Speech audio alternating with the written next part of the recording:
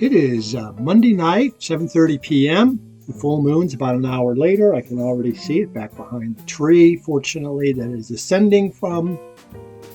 And this is, of course, our view of the dumbbell planetary at 90x. And I'll tend to probably use this magnification throughout the night. I'm hoping the computer was booted from scratch. I'm hoping there'll be no issues with stacking on this evening. I plan on a couple of things. I'm going to run through the 7000 to 7100 series so I can get caught up. I somehow leaped to the 71 to 72 series previously, and so I want to put them in sequence. This is going to be an adventitious random selection of different studies. Hopefully they'll all be culminating, and they'll be roughly about 50 degrees away from a very full and luminous moon. Here is our first check study for the night. I did not have a chance to really set focus, but it looks okay. We just, of course, had a satellite passage. I don't know why they keep targeting the deep sky studies, but we do pick up quite a few of them in the course of our real-time imaging. Okay, last night out, it was about a week ago, frankly. I did reinstall the Optolong Deep Sky filter. I thought we were getting as good of views without it on galaxies, but on nebulae we were losing a lot of texture. What we should be seeing here is a galaxy, NGC7000-7099. And the reason I'm jumping to 7001 is largely because 7000 just ain't ever turned up for me. It's much too large, and it fills the field of view, and it's so diaphanous that it really doesn't really make itself well present on the screen. This should be a 12.9 magnitude galaxy, 1.4 by 1.1, so it should be quite apparent on the screen. I've allowed it initially to go ahead and do its own histogram, and there doesn't seem to be much I can do to improve the view. I will use the standard settings, which are touch points for me. And I do not think we're seeing this particular galaxy, but remember, we have a full moon. It's at 21 hours, 1 minute, 7 seconds, and declination of 0, minus 1143 degrees. Pretty low in the sky with lots of moon wash. All right, we've had 2 stacks of NGC7003, a galaxy, and Delphinus. This will probably be the faintest galaxy magnitudinally we'll look at tonight. I'm going to try to stay in the sky's middle third, but I do want to cover some significant ones even if we don't get a good look. Just so, cannot find matched triangles. That's not good. We're going to get some distension now. It's magnitude 13, 1.1 by 0.8 arc minutes, spiral with a lowercase bc, 240 million light years distant, right ascension, 21 hours, 42 seconds. Declination plus 17 degrees, 48 minutes, 17 seconds in the sky's middle third, and there she sits. Okay, here's our 90x view of a globular cluster. Fairly faint. NGC 7006 in Delphinus, the dolphin, magnitude 10.6 and small, 2.8 arc minutes. Brightest stars are magnitude 15.6. I do not expect to resolve them on such a night. It is a class 1. We've covered this beauty before. Lies well outside the Milky Way galaxy at 133,000 light years. Has a right ascension of 21 hours, 1 minute, 29 seconds, declination plus 16, 11, 14.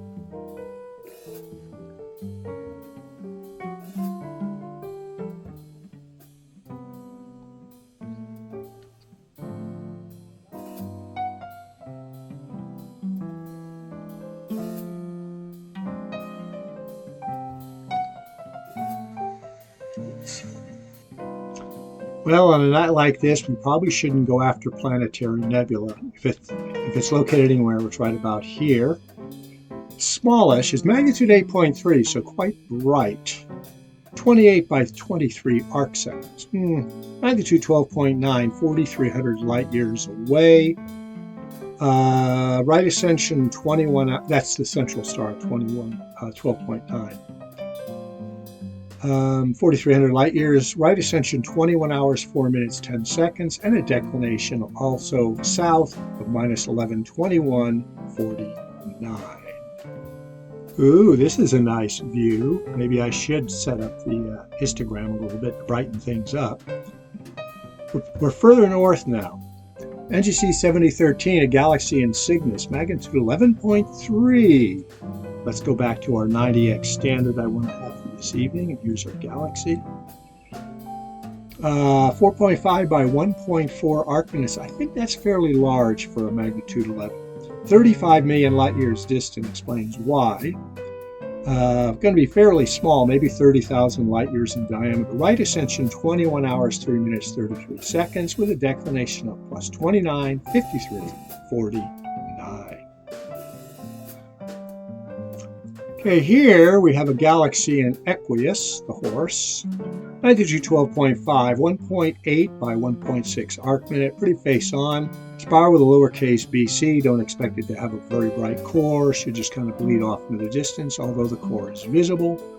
220 million light years distant, puts it about 100,000 light years in diameter. Has a right ascension of 2105.37 and a declination of 1124.49. As you notice on the screen, we cannot find matched triangles, so it has not been able to identify 3 stars that it can use to lay down its layers. But the view is pretty good. We're not getting distension yet, so the mount must be tracking fairly well. Well, I would expect this to be an open cluster. We're actually looking for a galaxy. There's one there, and this may be a group of stars, but here's probably our galaxy. It's NGC 7025 in Delphinus, magnitude 12.8, 1.9 by 1.2 arc minutes. Spiral with a lowercase a, 226 million light years distant, means it's about 150,000 light years in diameter. That's pretty serious for a spiral. Right ascension 2107.47 with a declination of plus 16 degrees, 20 minutes, and 8 seconds. And whoever discovered it must have been aware of this open cluster, but decided to look around. Okay, what we have here is a faintish open cluster, and I do believe it's this one in this group area here. NGC 7036 in Pegasus, magnitude 12, 8 by 5 arc minutes.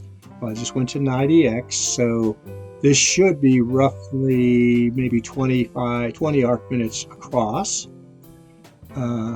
So a third of that anyway, 3,300 light years distant, with a right ascension of 2110.12 and a declination of plus 1522.36. I went to it because it is such a fainty, and I wanted to see how distinct it was from the background sky. Okay, here we're supposed to have a galaxy in Pegasus, NGC 7042, magnitude 12.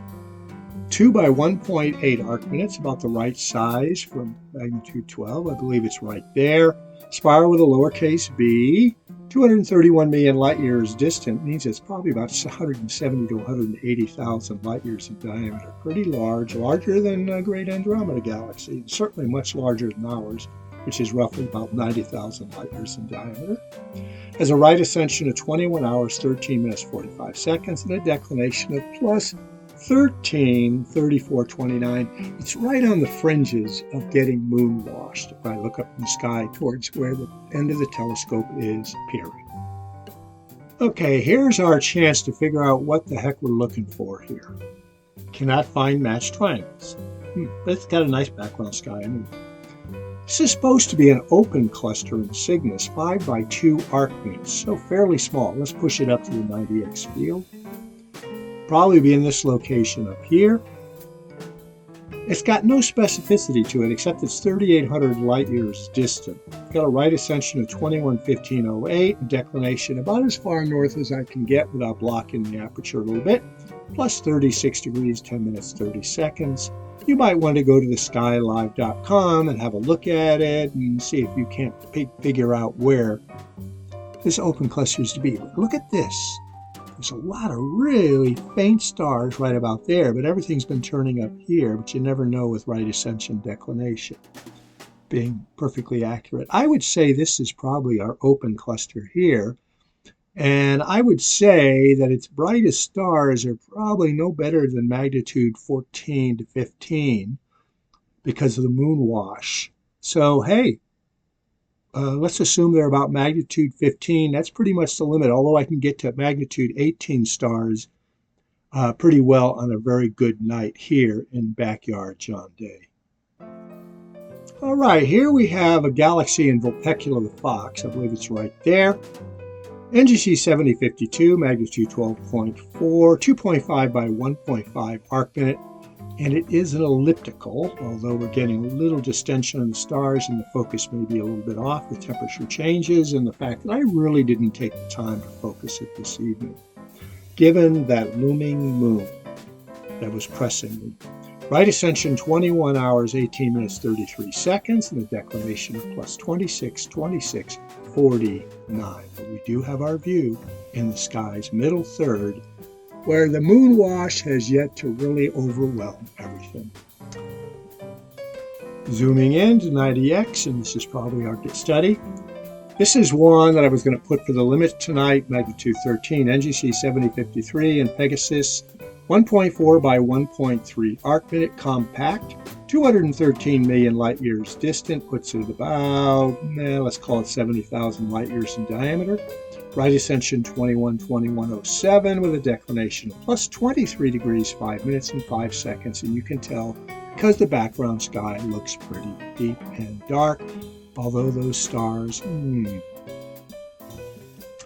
not a good view. I'm going to start the stack over again, but I'll let you have the data on NGC 7056, a galaxy in Pegasus, magnitude 12.9. Nice because it's 1 by 0.9 arc minutes, so its average surface brightness is about the same as its total cumulative magnitude. Now there we go. That's not too bad of a view. All right, cannot find matched triangles. We haven't found any tonight that I'm aware of. It's a spiral with a bar, which means it only has two, and it has a lowercase bc. When it's a capital B, that means there's only two spiral arms. 242 million light years distant, puts it about 75,000 light years in diameter. I'm looking for where this galaxy might be, possibly there. But mostly we're accumulating data and experience on a full moon night this evening. Right ascension 212207 with a declination of plus 18 degrees, 39 minutes, 55 seconds. I'll let it stack one more time, hopefully, before I pick my next study. And there it is. And yeah, it is starting to reveal it a little bit. Let's keep going. It's a galaxy in Microscopium. There's an open cluster too far north in Cygnus.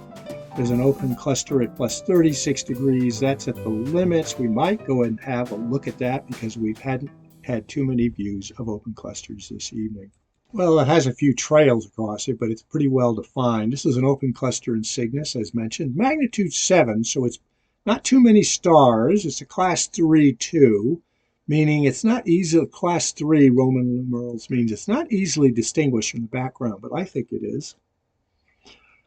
Magnitude 7, 8 arc minutes inside, some 12 stars, which we see. Magnitude, the brightest are 8.9. Okay. It's a 2, which means the stars are moderately the same magnitude. 2,200 light years distant. Right ascension 212421. Declination plus 36 degrees, 29 minutes, 12 seconds. I don't think we're getting any aperture block at this point. Okay, here we're looking at a galaxy. NGC 7066 and Pegasus, magnitude 13.8, and the reason I selected it is because it is 0.9 by 0.9 arc minutes, which means its average surface brightness is something slightly less, maybe 13.5. Spiral with a lowercase b means it has multiple spiral arms, twice removed from lenticular, having a blue-violet, blue visual delta of somewhere around 0.7. 233 million light years distant means about 75,000 light years in diameter. Right ascension 212613, declination plus 14 degrees, 10 minutes, 57 seconds. And of course, we have a satellite passage. Okay, I want to try to find the limit for tonight, and I think it's this galaxy here. Could be, we could possibly pick up one that's even fainter. We are out just on the fringes of what is clearly the moonwash area around the full moon. NGC 7068 is a galaxy in Pegasus. Its magnitude 14.8, 0.7 by 0.3 arc minute, spiral peculiarities, probably around the 14th magnitude visual. Anything above 13.5 or so is suspicious because they probably took the magnitude off a photographic plate, and the plate they typically emphasize blue-violet. As I said, it's a spiral with peculiarities, 236 million light years distant, probably about 50,000 light years in diameter, right ascension 21, 26, 32, declination plus 12, 11 minutes and 2 seconds. I'm going to tell you what I'm going to see next. Now I'm skipping along. 7069 is a galaxy in Aquarius, but too far south. 70 is a galaxy in Grus, way too far south. Another one in Grux, A, is too far south. There's an open cluster in Cygnus at 71. It's too far north. There's another galaxy in Grux, which is too far south. Another one in Grux, Capricorn. That's not as far south, but we're not going there. One in Pegasus, it's magnitude 15. I don't think we're going to go there. There's one too far. Another one in Grux. There's a nebula in Cepheus, too far north. There's a galaxy in Aquarius, it's just above the celestial equator. We can go to Messier 15, NGC 7078. Okay, I love it when we find a Messier that's actually in the NGC catalog because they give you more information. This is NGC 7078, a globular cluster in Pegasus, also known as Messier number 15. Oh, by the way, I did a little research on Messiers. The first 55 or so are most of them are easily viewable in binoculars. The last 55, most of them require a telescope, so it's pretty obvious they did several sweeps of the sky, Messier, and later Machine, using different instruments because of that tendency to find bright Messiers up to about 55 and then fainter ones after 55. Of course, that's where they discovered all those galaxies and become a Virgo group. M15 is magnitude 6.4, 12.3 arc minutes in size. Its brightest stars are right there, popping on the screen, magnitude 12.6. It's a class 4, 33,000 light years distant. Class 4 meaning it's more condensed than less. Right ascension 21, 29, 58 with a declination plus 12 degrees, 10 minutes and a second. It's right on the fringes of moonwash in the sky's middle third. What we should be seeing here and all these, let me go ahead and give you reinstate this a second as I give you the data. What we should be seeing here is NGC 7080, galaxy in Vulpecula, the Fox, magnitude 12.3, 1.8 by 1.7. I believe it's right about there. Let's zoom into 90x anyway. Spiral with a bar, 2 spiral arms, and a lowercase b, twice removed from lenticular. It has a deep BV delta of about 0.7, 0.8, 219 million light years distant, gives it a size of about 120,000 light years. Right ascension 2130.01, declination plus 2643.03. And as I said, I want to apologize for the lack of focus, but boy, when I saw that moon out here tonight, I had to rapidly go through things to get things set up. We will be imaging the moon for about 15 minutes. And just in case a UFO flies over it or whatever flies over it, mostly because I have some friends that are interested in lunography. Hey, Heidi. Hey, Luane. And et al. That want to do some at-home classes. Maybe they want to find their way around the moon. I'll point out a few things in text later on after I'm done. But this is NGC 7080, spiral with a lowercase b. Right ascension 213001 with a declination plus 264303, and you can tell that because of a nice dark background sky. Well, you can tell we've gone pretty far south now, and the main reason I did it is because this is a globular cluster, not very well focused with some distension. Let me go and reinitialize the stack. Let's see if it sharpens up a little bit, maybe play with the histogram. Oh, we lost too much there. I'll just darken it up on the display side. There we go. That's not bad at all. Let's push it up to 90x and have a look at NGC7000-7099 in Aquarius. It's also known as Messier 2. Magnitude 6.5, 11.7 arc minutes in size with magnitude 13.1 brightest stars. Class 2, well, you can tell it's fairly dense. 37,000 light years distant. Given its direction, it's still well within the Milky Way galaxy. RA 213327 with a declination just below the celestial equator of 0, minus 49 minutes 23 seconds. Need to get through this now. That moon is about to emerge from behind the tree. All right, here we're supposed to be seeing a faintish planetary nebula, but we're not really making it out. Play with a histogram just a little bit until we can get some suspicions of it. Nah, this is not working, is it? Anyway, it's supposed to be NGC 7094. It's in, of course, the moon-washed zone. Planetarian Pegasus, magnitude 13.4. 99 by 91 arc seconds. Should be a great view. I must have captured it before. It's got the central star of magnitude 13.6. That should be visible on the screen. 4,400 light years distant. Right ascension 213652 with a declination of plus 12, 4719. I would have gone out on this if we'd had a good view, but that is not the case. Let's look and see if we've got one more that may be of note. Well, as it turns out, there is nothing else that we could turn up this evening within the 7000-7100 series. I'm going to zoom in this area a little bit and see. The stars are too just mucky.